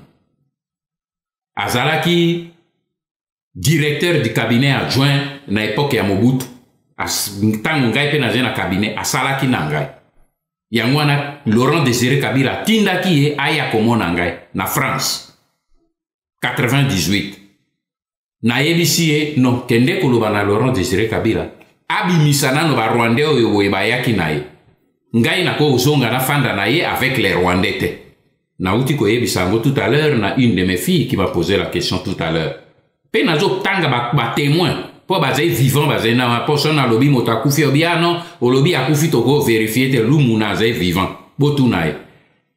Mais eleko yo boy kabu ya lumuna zo tunangai aye pona kozwa ngai tozonga Kinshasa au même moment le même Laurent Désiré Kabila a dit ko futisa ba mobutiste mosusu mbongo po bazonga Kinshasa. Ozo comprendre yo motozo ba ozo banga o sala nini bongo lingi ozonga te non eleko yo bazo ya na billet pongana kende billet first class pona zo na kende vite na Kinshasa eleko wana ba mobutiste o bazaki ko sa démarche po bazonga ba mosusu nini nani Laurent Désiré Kabila futisi bango 2 millions moto yo tandi ki azena Sénat 2 millions ba mosusu afutisi bango $500,000. Même baza qui vient à Katia, qui ça va le quoi, nani Jean-Pierre Bemba, Jeannot Bemba, qui na prison. Pour abima à côté na gouvernement, $500,000. Yé mo quoi yebisa kinga. Ba mosusu ba futisi bango $200,000. Motuloko atambwe mwamba boya ki ne ko futa $200,000 a kende ko rejoindre RCD Goma. Donc au moment bazo ya ko proposer ngai na zonga le premier pendant que ko travailler nanani bato mosusu bazo fu ba mobutiste mosusu bazo futisa bango mbongo. Donc on a lingi pour Nathalie sayo que oh yo ze koloba ah mais est-ce que abangi peut-être au bomba bato ozo banga ko zonga non ba proposer ngai kanambe o ya bino wana. Avant abanda kotinda batu po babo mangai abanda ki liboso na tentative ya ba corruption atindi bato pe bazali wana tout autour na ye avec ba chèque blanc abi remplissa yo moko le montant bayaki ba proposer ngane na utai koloba bo poste vice-président premier ministre vice-premier ministre avec portefeuille à ministère et à défense. Nyonso wana basalinga yango ba proposition. Mais soki nga na boy na kolo na lobi na no même oya ba mindele ba proposa kangai avant même Mobutu a quitté mboka te. Ba proposa kangai pour na remplacer Mobutu. Mais nazali na vision nangai. Vision nangai zali pouvoir pour le pouvoir. Te soki zakayango mais na koma na mboka kala. Mais je me suis dit, Tobimi, na pouvoir oyo, population, il y a eu des échecs dans la gestion yamboka. Il faut na kamata recul, na réfléchir, na tala ba erreur nini to sali, pe na mekakota. Moment on a zo sala réflexion wana, ba pa ya ba ye, ba bani ko tia manzaka na mboka na lobi na telema. Pe moto eloko bango bazotia manzaka soki ngai na meki kotia makolo na mboka bakoboma ngai loko ndenge baboma ba ezala ba évêque ezala ba pasteur moto nyonso ya telema bambuza mabe bananu bameka kotelemisa moto babomi soki nalingi kosikola mboka il faut na aider mboka na ngai ndenge lokola ba général de Gaulle basalaki to na organiser peuple na soulever peuple pour to kende liboso. Alors, ce qui yo kanisi que ah non, aze libanda po akima yo moko comparer. Sona lingaka ko zonga benazonga kala, benazo konza yo lelo na Kinshasa. Mengai na ko travailler na bapayate. Nazo tia mama Congo d'abord. Il faut tous à la libre, peut to diriger mboka na biso librement, même ce qui ba mabe ya mbeba ya ko diriger zali to corriger ya mona kati na biso. Merci mingi. Merci Mingi Moramboka. Honoré Ngbanda Zambokwa Tumba. Le panel de ce soir est très riche. Nous allons cette fois-ci passer donc à l'intervenante suivante. Il s'agit bien sûr de Gisèle Etoko. Gisèle Etoko de Canal Congo TV. Bonsoir Gisèle, vous avez la parole. Oui, je suis Gisèle Etoko, journaliste en République démocratique du Congo. Monsieur Honoré Ngwanda, ma première préoccupation est de savoir, en tout cas, on vous sent plus, moi personnellement, ça n'engage que moi, parce qu'il y a eu beaucoup d'événements dans les pays, notamment l'affaire des troupeaux de vaches, il y a eu la question de la loi électorale, la promulgation par le chef de l'État bien sûr, il y a eu également le dernier point de presse du chef de l'État. Dans vos habitudes, vous réagissez à chaque événement, mais nous ne vous avons pas senti. Qu'est-ce qui justifie ce silence? Oui, ça c'est ma première préoccupation.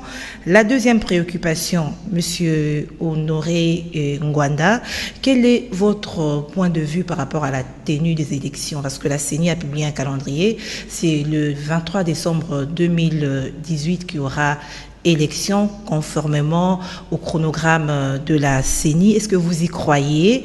Et tout ce qui entoure cette tenue des élections, il y a notamment la machine à voter, il y a la question du seuil de représentativité. Est-ce que tout cela, votre point de vue, nous voulons savoir, est-ce que vous croyez en la tenue des élections cette année? Et si vous n'y croyez pas, vous ne trouvez pas que vous êtes en train de donner l'occasion au pouvoir en place de se maintenir encore au pouvoir et de vous tirer les choses en longueur au lieu que nous allions très vite aux élections pour qu'il y ait alternance dans les pays. Une autre préoccupation, la PARECO, c'est votre parti politique. Est-ce que ce parti politique est reconnu au ministère de l'Intérieur? Vous avez un siège en République démocratique du Congo. Si quelqu'un veut adhérer à la PARECO, qu'est-ce qu'il devrait faire? C'est ça la grande question.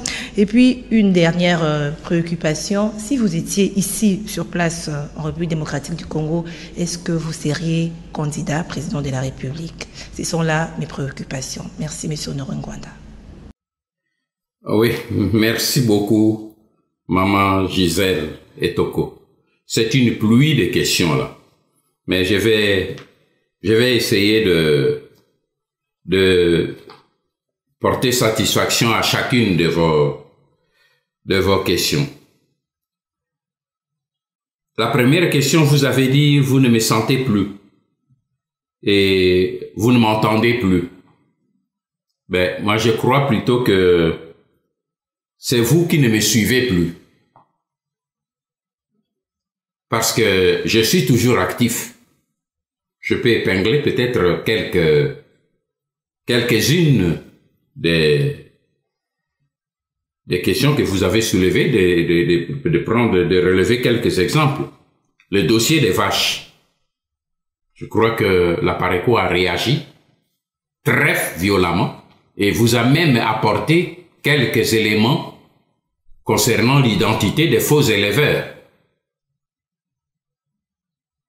Le point de presse de Kanambé, j'ai fait une réplique très longue à ce sujet. J'ai écrit une lettre dernièrement à la Cinco concernant justement la situation du pays que vous venez de relever. J'ai annoncé les 7 mesures que j'ai proposées à la classe politique congolaise. J'ai organisé dernièrement, j'ai donné une conférence de presse au Press Club Europe à Bruxelles. Donc je crois que je continue à œuvrer comme par le passé, plus qu'avant.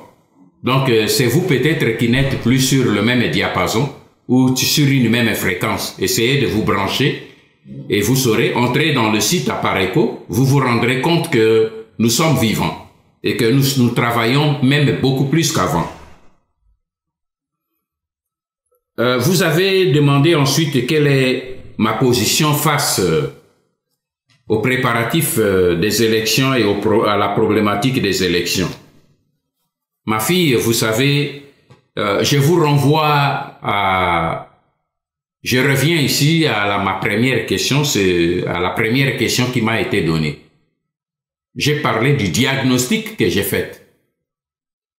Le diagnostic que j'ai fait a conclu à l'occupation du pays, à la balkanisation du pays et au pillage systématique qui tous les trois conduisent à la mise à mort de l'État congolais.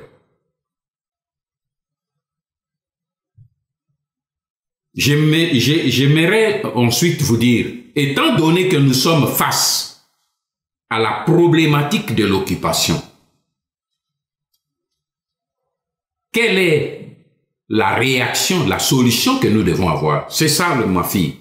Le seul problème est là. Est-ce que notre pays, quel est le problème, le danger qui menace notre pays? Quelle est la crise, le nom de la crise dont souffre aujourd'hui la République démocratique du Congo? Ce n'est pas l'absence des élections.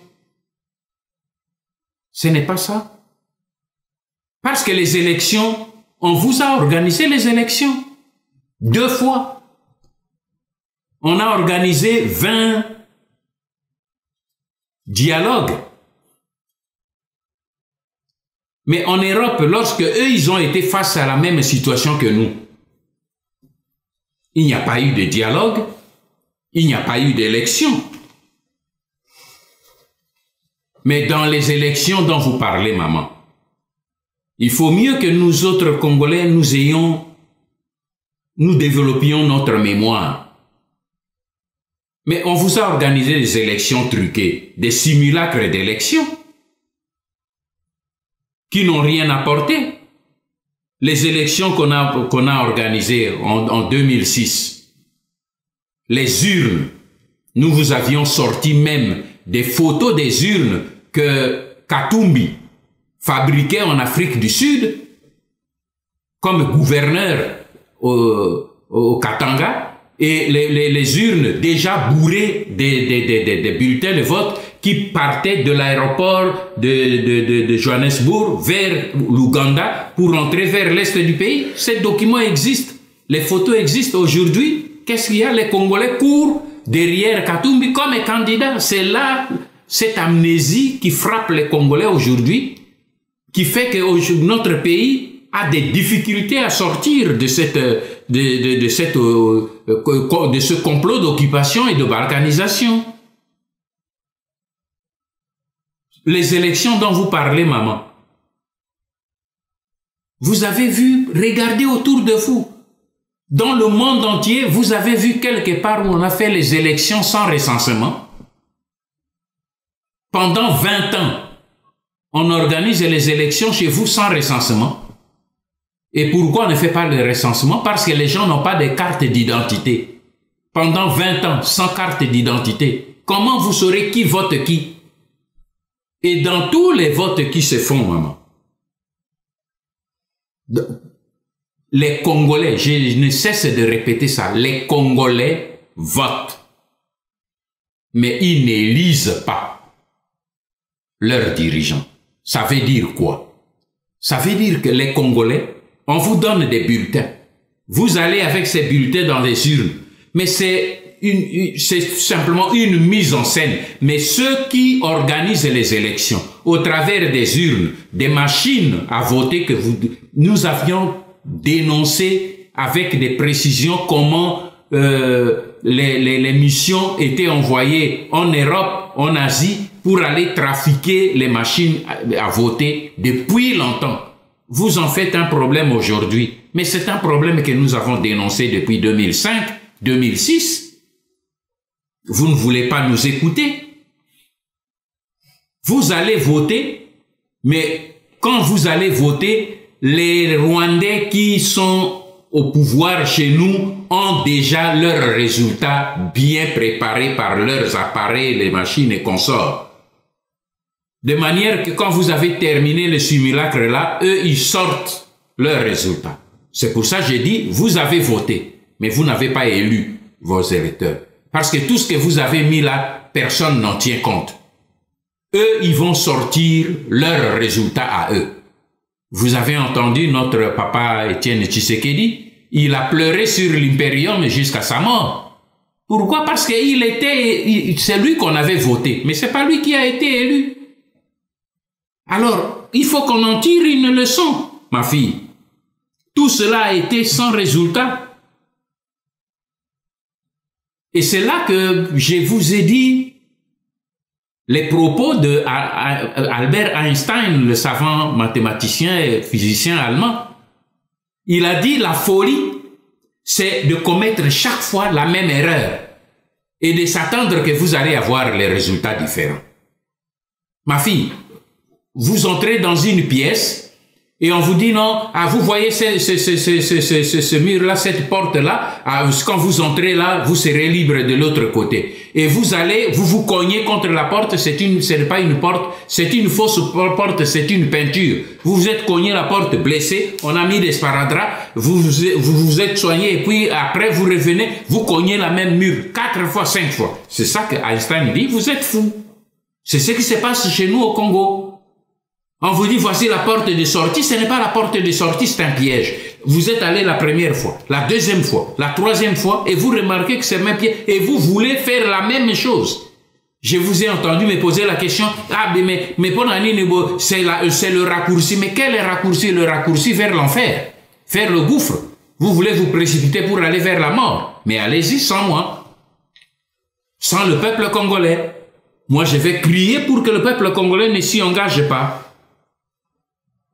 Voilà pourquoi j'insiste là-dessus. Vous m'avez posé une troisième question. Vous avez demandé si la PARECO était un parti politique. Je vous réponds, ma fille, que la PARECO n'est pas un parti politique. C'est un mouvement de résistance. Et vous faites bien de relever que tout parti politique, il faut qu'il soit enregistré au ministère de l'Intérieur et à l'hôtel de ville de Kinshasa pour ceux qui habitent Kinshasa. Mais nous, on n'a que faire parce que nous ne reconnaissons pas le régime d'occupation avec ses institutions et leurs animateurs. J'entends beaucoup parmi vous dire, vous êtes des opposants. Nous ne sommes pas de l'opposition politique. Parce que l'opposition politique suppose que vous êtes dans un régime que vous reconnaissez ceux qui sont au pouvoir, mais vous leur reprochez uniquement leur méthode de gestion. Comme c'était au temps de Mobutu, vous étiez en train de combattre une dictature parce que c'était un pouvoir interne. Et vous étiez en train de combattre pour le mettre de côté avec ses méthodes de gestion. Mais ici, nous sommes devant l'occupation du pays par les puissances extérieures. On ne négocie pas, on ne vote pas, on ne signe pas les accords avec eux, on les dégage. C'est ça, ma fille. C'est ça, mon frère. Le problème, c'est que nous devons dégager ces gens. C'est pour cette raison, vous avez dit, mais la PARECO n'étant pas à l'intérieur du pays, mais comment faire le contact? Je vous dis que au point de vue contact, à l'extérieur, notre site à PARECO que vous connaissez a affiché tous les contacts de tous les représentants de la PARECO dans le monde. En ce qui concerne l'intérieur du pays, la PARECO évolue à l'intérieur clandestinement parce que nous ne reconnaissons pas ces gens, nous les combattons comme les résistants. Les résistants sont des clandestins lorsqu'ils sont à l'intérieur du pays. On ne peut pas afficher le jour où vous verrez que on a affiché le siège de la PARECO, c'est que nous ne sommes plus dans la résistance. À Kinshasa, je veux dire. On ne peut pas afficher le siège. Nous y sommes d'une manière clandestine. Nous avons les hommes qui sont là-bas. Si vous avez envie d'entrer en contact avec la PARECO, vous allez dans notre site, vous choisissez l'une des personnes qui est là et vous entrez en contact avec elle. Nous prendrons des dispositions pour vous connecter avec le réseau qui est à l'intérieur, que nous appelons notre 5e colonne, mais avant de vous connecter, nous prendrons soin de vous passer au scanner pour être sûr que vous n'êtes pas une taupe qui vient pour découvrir les réseaux qui sont là. Parce que nous sommes déjà tombés dans le piège. Nous avons déjà perdu quelques personnes à cause des taupes qui se sont fait passer comme pour des patriotes. Mais avec l'expérience, nous prenons de plus en plus de précautions. Nous sommes obligés de protéger les gens qui sont à l'intérieur du pays là-bas parce que ils travaillent pour la libération de notre pays. Enfin, vous avez posé la 4e question, qu'une fois sur place, est-ce que je serai candidat président de la République? J'ai dit, ce qui nous intéresse d'abord, ma fille, c'est la libération du pays. Il faut d'abord libérer le pays. Le reste viendra. Quand je serai là-bas, je suis un citoyen congolais, je serai certainement candidat. Mais ce n'est pas ça la priorité. La priorité aujourd'hui, parce qu'aujourd'hui, au moment où nous sommes, nos ambitions personnelles constituent un frein. Le pays est en train de mourir, vous êtes en train de discuter qui sera président, qui sera vice-président, mon parti. Non, non, nous refusons ce débat-là maintenant. Ndako ezoko zika, Olie bozwanda bobo mamoto ezo elabino, mais avant to bo mamoto yoko za chambre nini. Yo yebisanga yoko za na chambre à coucher na chambre numéro 2 ou 3 et la maison est en train de brûler. Problème monen to se nango ezai mama Congo ndako ezeko zika.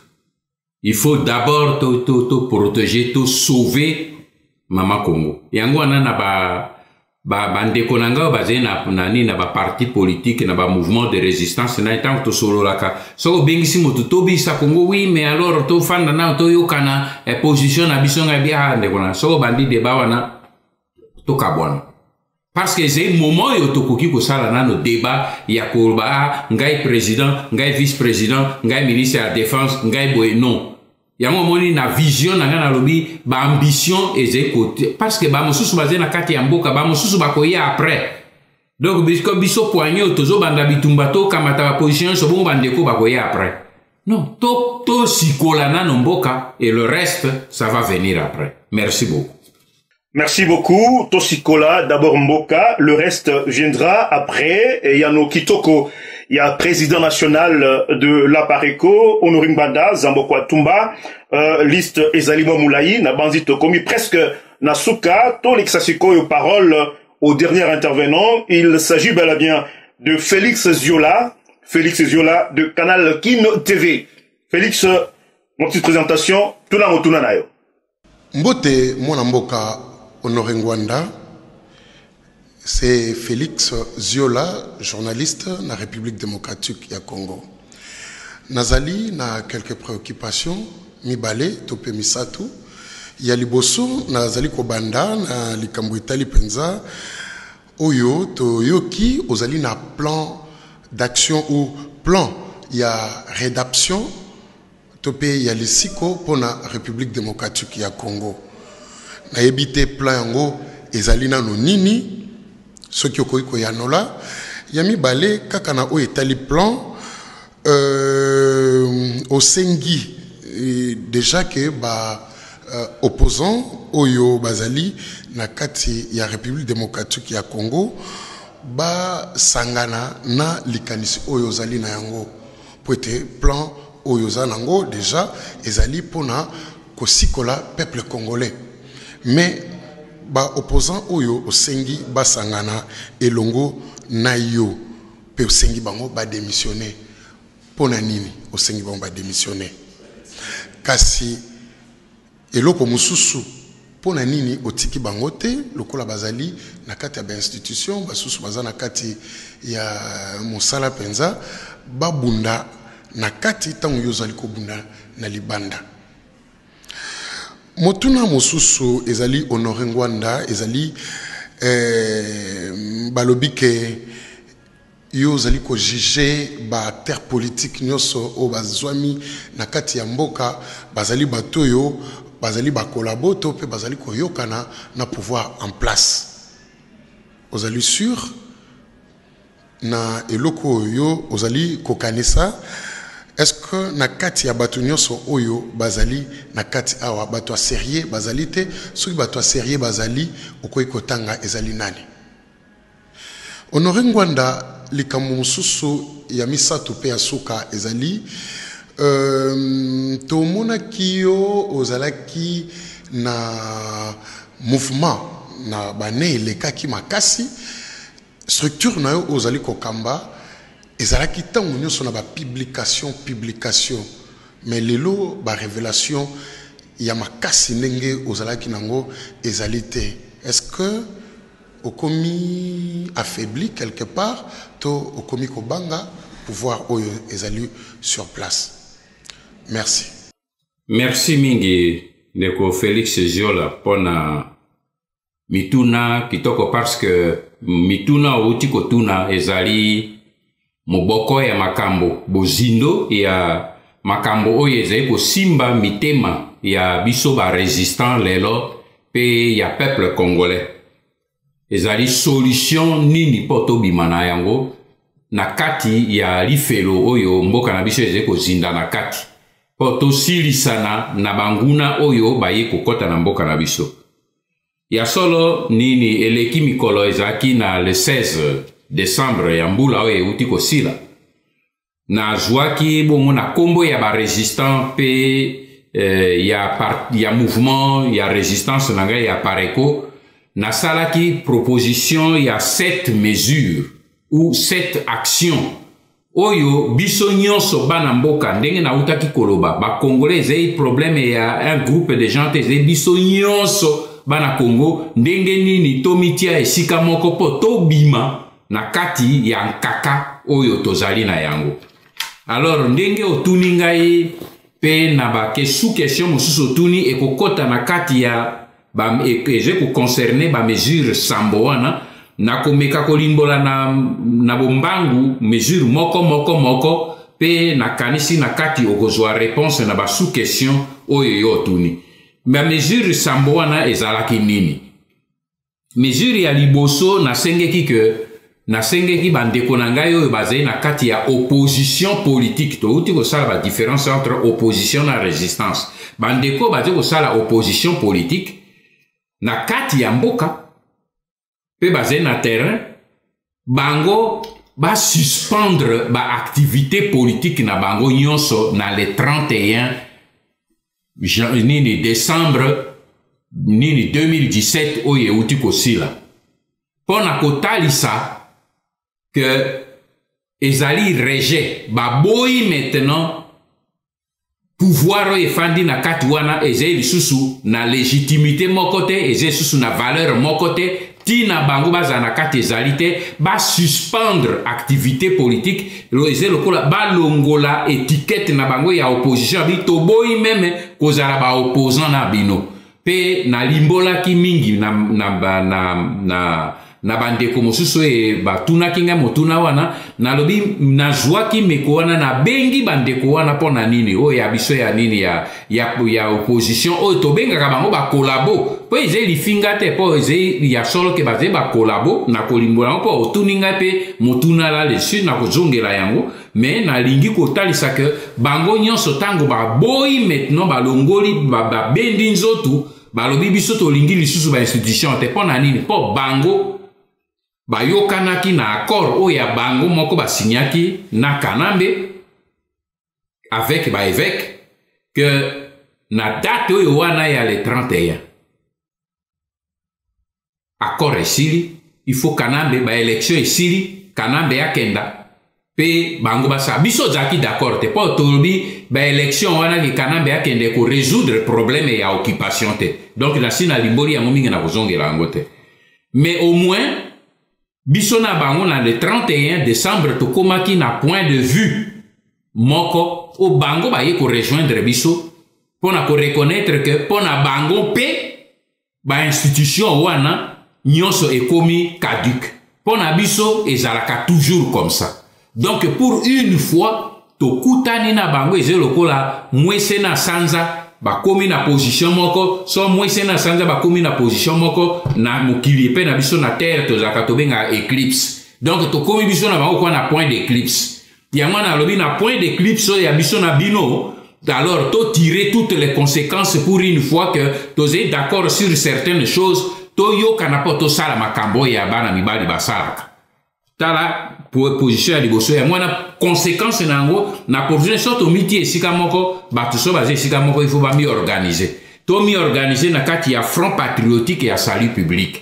Cela veut dire que ces partis politiques poto banda kuwela pouvoir te na lobby ya mingi awa situation ya mboka na biso ezepo ya kuwela pouvoir te to miti esika moko poto sala schéma ya ko meme peuple na biso to benga na bato yo po to ko compter likolo ya ba mindele o baze libanda te bango baze ba complice ya bato baze na mboka na biso. Alors biso mokonde to mi organiser po to sikola mboka na biso yango wana na lobaki to mi tia ensemble po na kati ya front patriotique ya salut public meko ya misato na lobi eleko yo toze na kati wana. Alors esika conséquence ya monene ezali wana nabi bandeko na biso oyo baze na kati ya ba institution ba démissionner ba ya ko rejoindre ba démissionner j'ai conséquence ya ba 2 points oyo to uti ko na uti ko limbola ba démissionner po tango bango ba ko démissionner ba institution wana e ko perdre légitimité et pas ya ba communauté internationale o ba ko reconnaître bango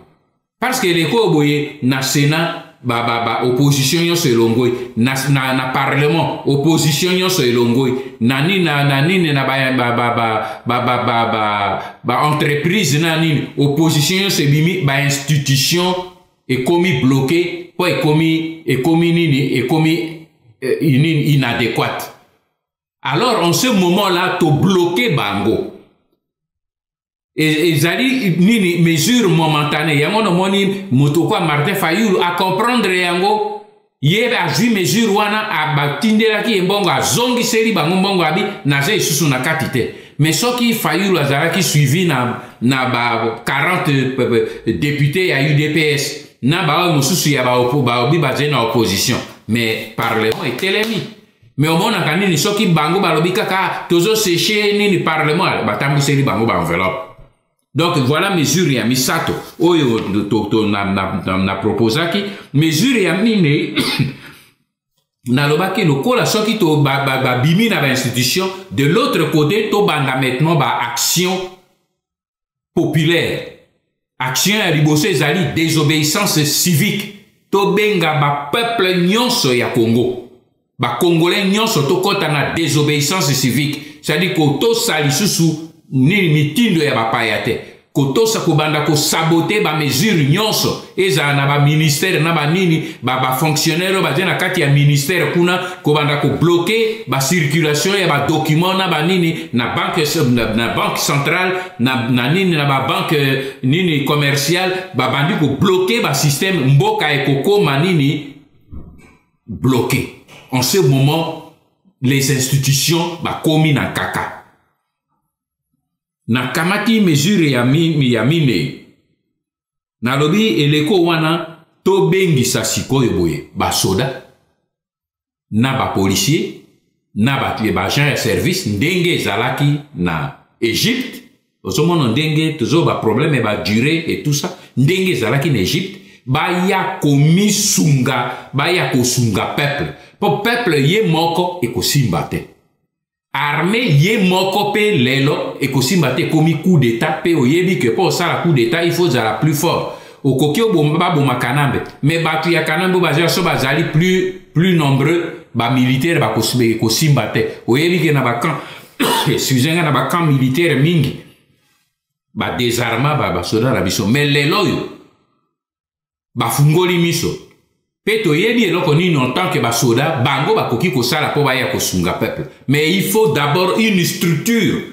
Biso ba politicien, biso ba basunyo surtout to organiser peuple na ute kolobera bino problème ya organisation, to organiser peuple à la structurer logistique, makambonyo surtout bato ba poser transport, ba meneur, ba bureau ko ebele na kolobango ate ko attirer attention notre nyonso wana ezalaka structure boko sala yango na ba commission o bozo ko lengele ni n'importe mokolo yo circonstance et ko permettre que déclenchement ya nini ya soulèvement et salema bozali déjà prêt talatino na zolo baketo sala mosala en amont ezali yango wana alors na lobaki nini to benga nini ba soda ba nini bazala prêt pona kosunga peuple pour jonction il faut salema branche militaire na branche civile nyonso esika moko basango banyango ba jeune ba sportif na nini nyonso esika tokokita na mboka Kinshasa ville ya 12 millions soko 6 millions bakiti na Kinshasa na nini na nzela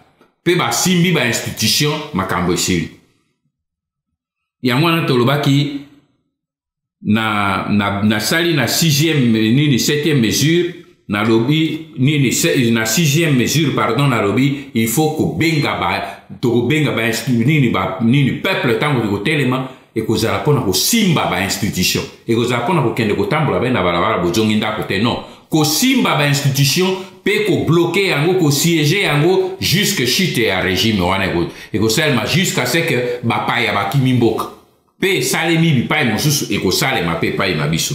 Enfin, il y a moi dans baki 7e mesure et les koyoboye et ko sala ke mokolo yoboye peuple a telemi pe a bandi marche wana pona ko simba ba institution libanda diaspora mobimba ezala ba ambassade ya ba ville minene ya mokili esike ezali ba résistant ba libanda na diaspora bango pe ba ke ko simba ba ambassade wana ezali symbole ya territoire congolais o ezali na étranger pour que état lisana mokili que makambo bazo okakuna na Congo eze seulement ba congolais intérieur te mais epe ba bazé libanda bango nyonso ba komiti esika moko tala ndeko na ngai Félix Ziola nini les 7 mesures pe ba question yo tuna ki pona nini ozui ba réponse na pesi ba réponse nyonso na kati opposer la question na ya mi ba le lobby mais je pona nini na collabo bi me batu nyonso est-ce que na zo benga bango je ka ba collabo leki na lingi d'abord na limbola yobo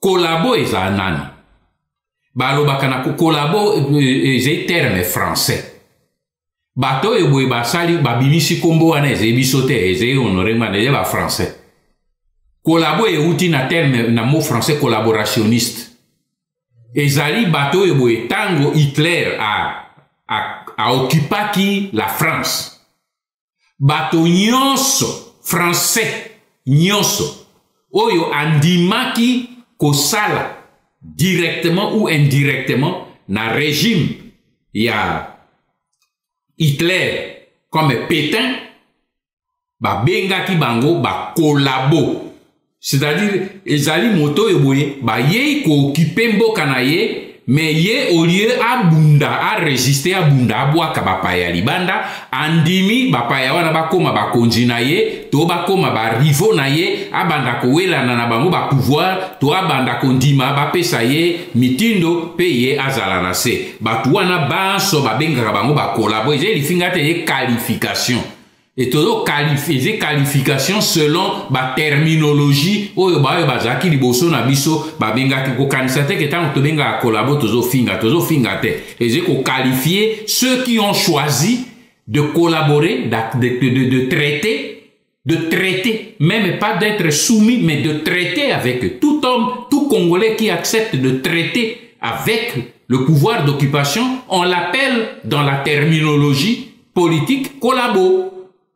Alors yango wana na ipsio ke soki na zo tozo benga bato wana nyonso collabo ezete mais na kati na bango boko na kati na bango bazali ba collabo te mais bazali bo ba collabo bazo mona na lokola ba collabo mais bazali ba collabo te po biso moko to yebi ke bazali batu ya 5e colonne ya réseau bazali peut-être ko ebele ko koka na ba collabo te c'est vrai mais bazali moko bazali na kati mais biso loko ndenge osengi na koki kotangelo ba kombo na ngote po biso to kokengele nde bango po nini ba papa ya ba ya konyonga bango te otuni ngai motuna ya mine ya misato olobi pona nini to sala kalisusu ba révélation mingi lokola karate leki na yebisio peut-être que oze kolanda biso bien te mais eloko na koki kolimbola yango na lobaki na bandeli na motuna na bino ke etumba na biso to esali 3 étapes ya liboso ezaki ya information étape ya mibale ezaki ya conscientisation étape ya misato ezali ya mobilisation ba étape mibale oyo ya liboso ezaki ba étape ya révélation parce que na étape ya information na komi ba livre na bimisi ba preuve po epesa bino la bonne information étape ya conscientisation ezaki leko na eko créer apareko to bandi ko créer ba mouvement po na ko luka ko pesa maintenant nini na kati ba enseignement po ba to ba prendre conscience ndenge nini to banda ko mi organiser po to luka ko transmettre ba information to zena mona ba ndeko yo boze na kati ya mboka pe to créer une mayonnaise oyo une dynamique oyo ko meme peuple a mis soulevé et lelo yo boye ba formation ekei conscientisation salemi peuple a bandi ko telema peuple a bandi ko telema debout d'où ba marche bozo ko sala en même état bozo ko sala ngo avec exactitude te na uti ko sola na bino ba erreur nini bozo ko sala na tali sibino pona nini na ze ko ndima ba marche wana te na tali sibino mais maintenant to komi na phase oyo ke esengeli mingi to kotande pona ko luka ko telemisa bande ko na biso likolo makambo ya koloba ezebele mais to distraire lisusu ba congolais na ngote tolobi mingi pe bolobi ke tolobi mingi yango na phase oyo to komi na ngo ya mobilisation ezali plus phase ya ko telemisa peuple likolo ya ko fukusa likolo d'où les 7 mesures oyo na uti ko proposer bino po esala ke to kita vraiment na terrain to koma na phase ya suko ya corps à corps na munguna po na kosilisana na ye abima pe akende seko ko kanisa te ke apareko plus que jamais l'apareko est plus forte que jamais parce que la conjoncture est pessibiso raison. Na début tozalaki na difficulté, mais lelo yo boye la vérité et pessi apparaît ko force. Motomo congolais oyo avec on dimate que pays est occupé, j'ai kaka oyo batubi emiso. Oyo balobakate, il n'est pire aveugle que celui qui refuse de voir. Mais congolais nyoso ya zena miso aje kotala yebi que lelo yo boye mboka ezali occupé. Et lelo yo boye il faut totelem parce que l'heure est la vérité yango yo boye. Et seule la vérité triomphe. Et la vérité triomphera avec la pareko. T'as la joie et détermination de zena yango. Merci beaucoup, que Dieu vous bénisse. La vérité triomphera bien sûr avec la résistance, avec fer de lance, Alliance des Patriotes pour la refondation du Congo à Pareko en sigle. Honoring Mandaza Mokwatumba, Tokomina Souka, il y a entretien à Bisso. Avant de clôturer, na évité ce qu'on a na dernier mot, il y a Kopesa na Banamboka Oyo Bazali branché, Mokili Mobimba Obaze Kwando Nangonga Oyo, na tous les médias Oyo, poto médias ya Mboka, ce qu'on a loba. Nazongisi, on tenait pas naïo. Merci, Grégoire, pour le mot de la fin. Nakozala mon laïté. Nalingi pour la fin, d'abord, pour remercier Baleki, Pebana Nangai, pour Mingi, Nakati ya journaliste oyo posé ngai question lolo, Bana Basi, Mingi wana, ce sont mes filles. Et la plupart aussi, ce sont mes garçons. Donc, na pesibino, d'abord, merci mingi. Na initiative, pe courage, aujourd'hui, pour na te tout échanger. Ce qui n'a lobby peut-être un mot, ou j'ai eu un mot qui a blessé l'un ou l'autre, je vous demande d'excuser, mais c'est le souci de la vérité. Pour que, Namboka oye abiso, ba peuple, ba ye ba vérité. Avec Nangay Loko et Pesingai passe mingi, c'est de voir le niveau d'information besoin nango. Il m'a semblé, n'a koki commis trompé, mais il m'a semblé que Bozali trop sous-informé. Je comprends cela parce que tout a été fait par le régime d'occupation pour que vous n'ayez pas la bonne information sur ce qui se passe, sur le combat où ils écolent Kanambo Kanabiso. Mais je crois qu'avec l'initiative Obino Bozui, avec le peu on a outil quoi apporter Bino, je souhaite que ce dialogue continue. À moins que, Ngando anabakwe la Bino, mais, ou à moins que to libérer Pemboka avant que Bango bakwe la Bino. Mais, et là qu'on a sengi la Bino. Pour prendre conscience.